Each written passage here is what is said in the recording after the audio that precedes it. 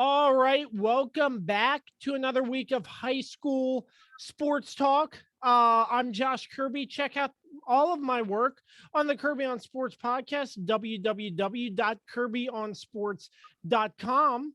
I'm here with Dan Gloster, the voice of high school football on Classic Country 95.7 to break down week 6. Dan, and I'll tell you, it was not a very exciting week with Hanley has a bye. Clark County forfeited win over Mountain View. Yeah, they got a forfeit. Yep. They got a forfeit out of that. I remember we were talking about that last week. James Wood just looking phenomenal against North Hagerstown, who, from what I've heard, was not that great, did not have that great of a football program. They're not well known for their football. And Jaden Ashby, I shared that with you earlier. He's just having a solid, phenomenal season so far. Yep. So, but first and foremost, Josh, I don't want to forget, we have to talk NFL football when we're done with high school football, specifically Lions and Ravens. We're not going to forget about it. So we'll just tease that a little bit. But for the high school, yeah, James Wood pretty much took care of business, a dominating win. I mean, Jaden Ashby, he's one of those kids that's, kind of a class above a lot of high school football players. Had a big night. I think, what did it say, 5 touchdowns that he had? Yeah, I mean, incredible. Yeah. I saw the 5 catches for 111 yards. Mm-hmm, yep. Incredible. Good punt return. So yeah, he's a force to be reckoned with for sure. For Millbrook, it's just one of those tough seasons. Losing at home on homecoming. It was homecoming week for all 3 county schools. If you didn't know that. That's very interesting. Yep. I guess 2 out of the 3 got wins. But speaking of Millbrook, they were unfortunately the team that didn't get that homecoming win.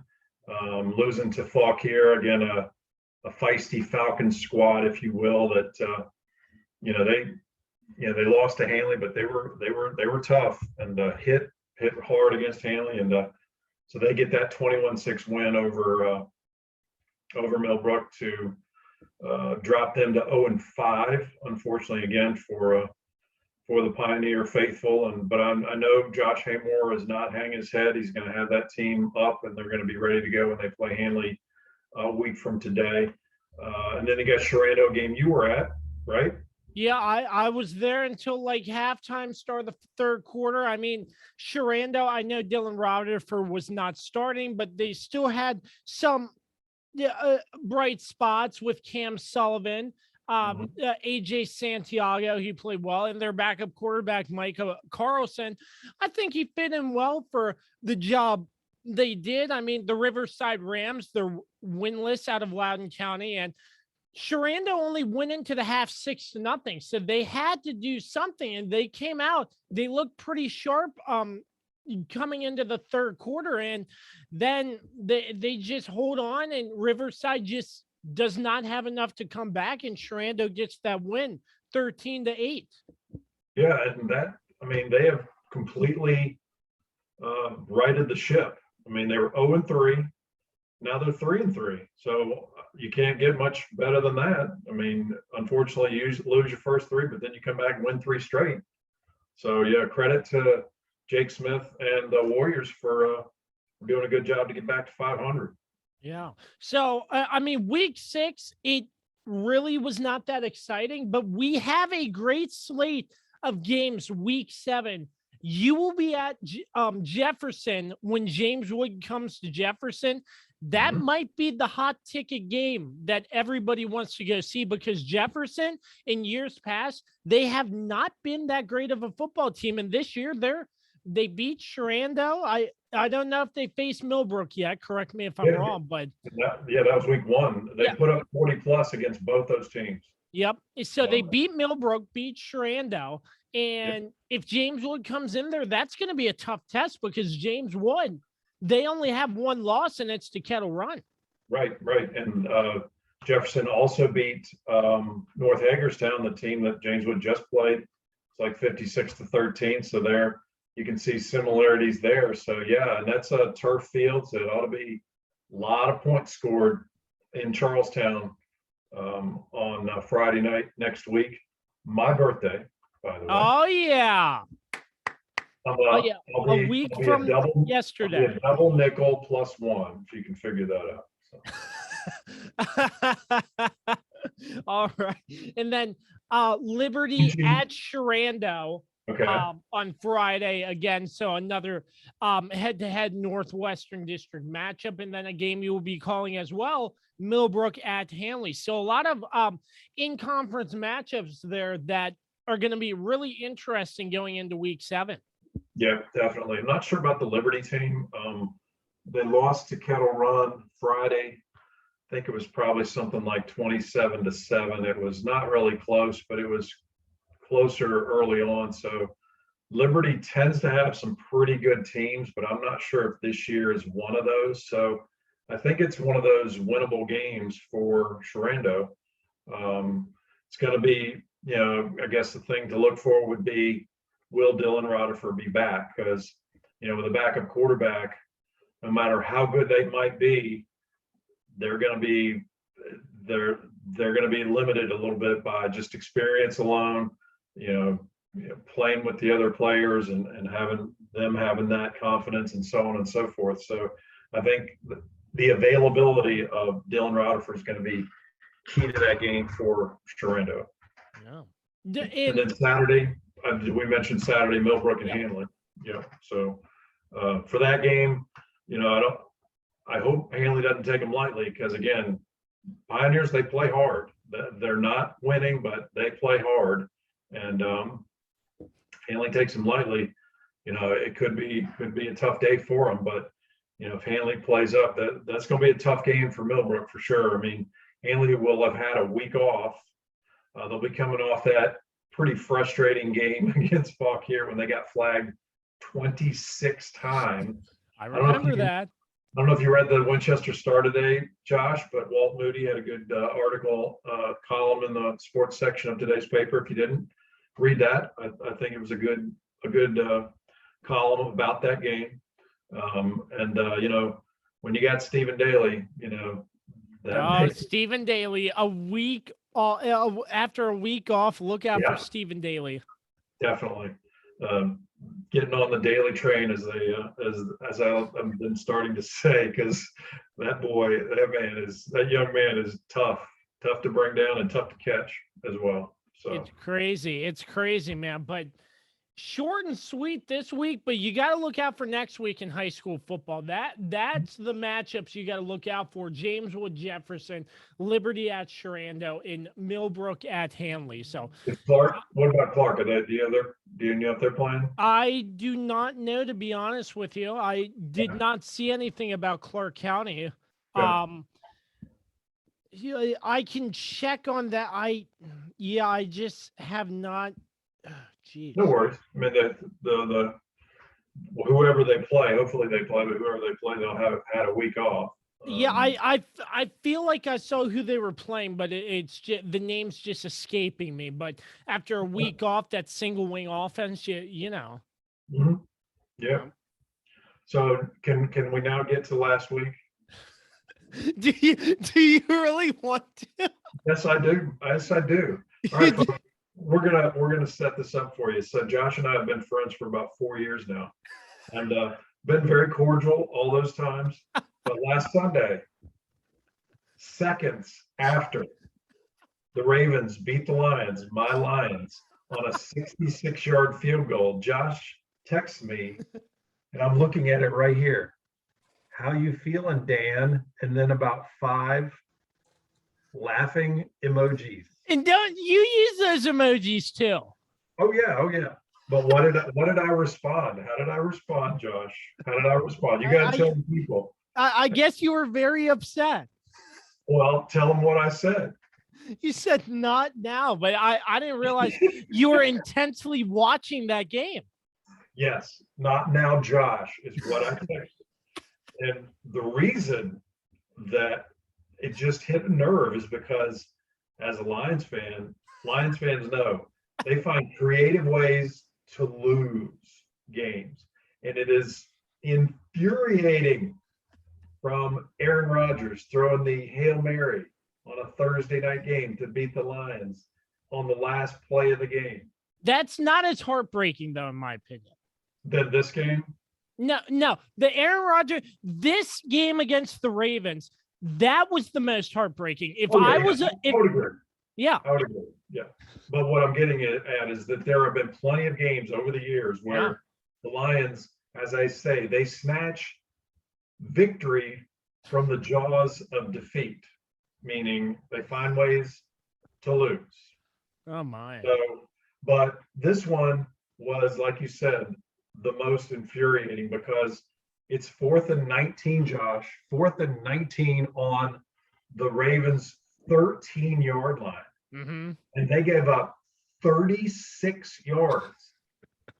That is, their defensive coordinator should have been fired on the spot, giving up that much yardage. And then you have the play where they don't throw the flag for delay of game. I did see that. And it could have been called intentional grounding because, I mean, that pass, he just threw that thing like 30 yards out of bounds. Yeah. 20 yards high. I mean, and then to hit the crossbar and it falls back, whereas most of the time on that long of a kick, the trajectory of the kick is going to make it hit back out. But of course, as are the Lions, it hits, bounces up, and then through. And that's why it was not now, Josh, was my text reply. For that very second, of course, we're all good now because, hey, Lions, they're not going anywhere. But at that time, I was like, nope. So that's my Ravens Lions recap. I saw the kick live, and I saw it hit the crossbar. Yeah. So I saw it live. I saw the kick hit the crossbar. It goes in the net. I'm like, are you kidding me? Yeah. Did that actually happen? I mean, it was incredible. And there's two more things about it. 2013 at Detroit, he beat them with a 61-yard field goal. Did you know that? Oh, Justin Tucker, yes. Yeah. He beat them with a 61-yard field goal in 2013. Oh and this is the second time in NFL history that a NFL record field goal length has been done against the Lions.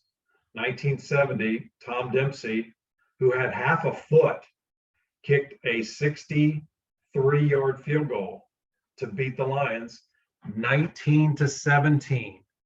What was the score of the game last Sunday? Ravens and Lions. 19-17. Is that even possible? I mean, that's Lions in a nutshell. Oh my gosh. You didn't know that, did you? I did not. Yeah. Let me ask you this. What is the farthest field goal that you think will ever be made in the NFL? What's the absolute max somebody could kick? Could you see somebody kick? You think 66 tops it? I guess and tomorrow, the Ravens are at Denver.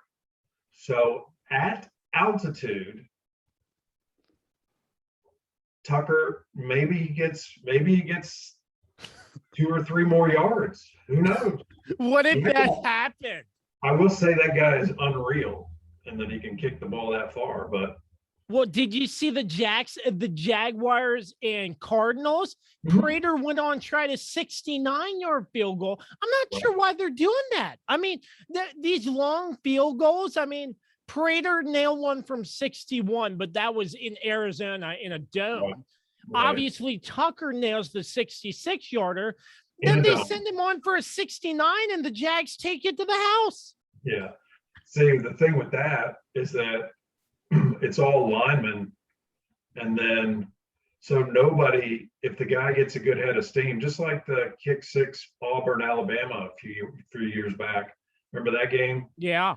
Alabama tries to kick a long field, but wasn't near that long. And then the Auburn guy took it all the way back from the end zone. So that's the risk that you take when you do that. I think that kick with Jacksonville and Arizona, it's outside. So you're going to have a lot more of an issue with wind, just the dome is a lot more controlled as far as making it more favorable to make a long kick like that. Whereas you're being outside, never just a little gust of wind, just as the ball's in the air, can throw it off. So I definitely don't think that was a good idea. That was a incredible play, but yeah, the Lions just keep finding ways. As I said, if I want to make sure I get it right, snatching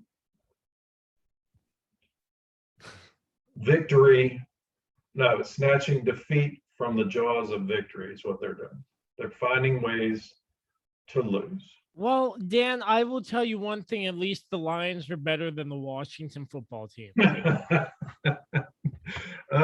the WFT, as I call them for short, could very well be 0-3, considering that they got a gift from the Giants. Guy jumped off sides on a field goal attempt, and then they got another chance to make it. Yeah.